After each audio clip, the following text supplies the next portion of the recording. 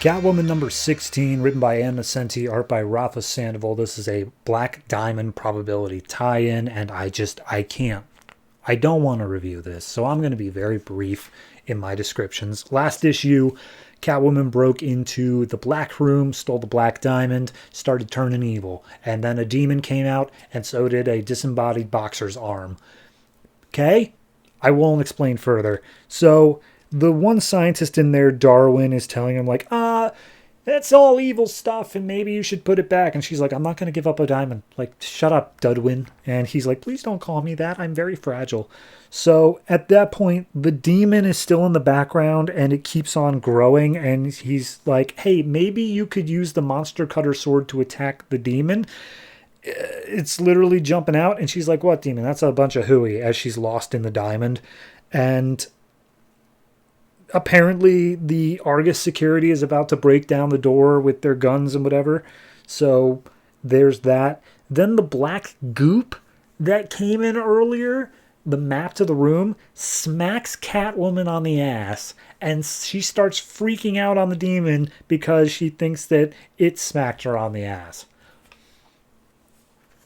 So yeah, at this point she's like, okay, I'm going to put the black demon right in between my boobs, and black diamond, I mean, and I'm going to attack the demon.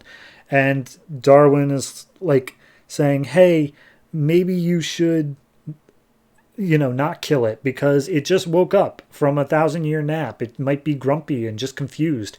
And she starts making fun of him, calling him like autistic and stuff like that. And as far as I can tell, that scene goes absolutely nowhere.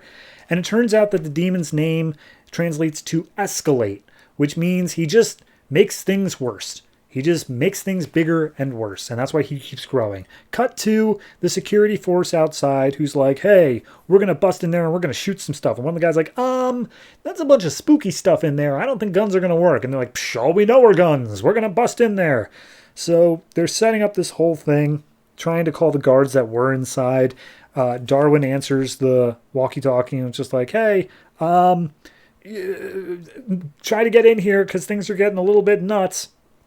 Meanwhile, Catwoman is still attacking and looking super evil, and she manages to get the demon bound by her whip and says like, all right, get back in that book for another century. If you stay out here, I'm going to keep cutting you. And also, that boxer's arm is going to keep punching you in the face, and the arm comes up and punches him in the face and says, now get back in that book.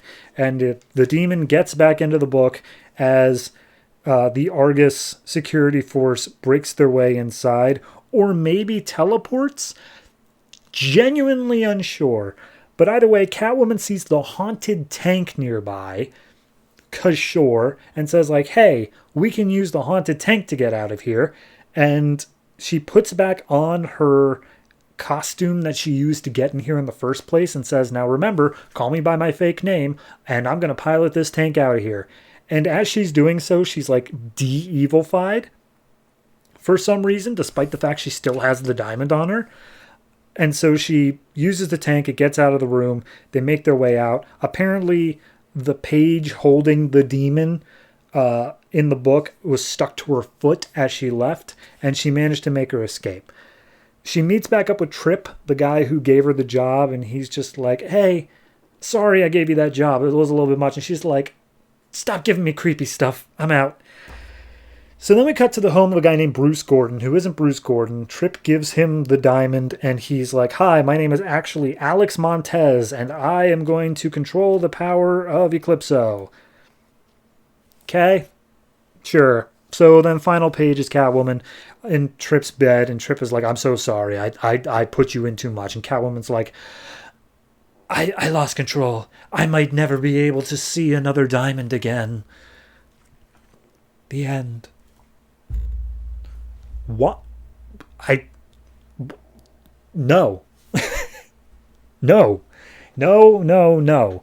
Nothing in this made any goddamn sense. I feel like there's so much you can do with the comic medium. There's so much that you can do by you're allowed to have the internal thoughts not stand out as like a narration. You're allowed to show all these action scenes. You can do so much. So why do nothing? Why do absolutely nothing that makes any sense? If it's just like an artistry thing, if you're just like, oh, like, I just want to show off these cool scenes, then let the artist just do that. But it always seems to link back to Ann Nesenti telling the story, and I don't get it, and I don't like it. Ugh, okay. So the question is, what do I rate it? I can't in good conscience give it anything above a 5 for sure. Honestly, I think I'm going to go down to like,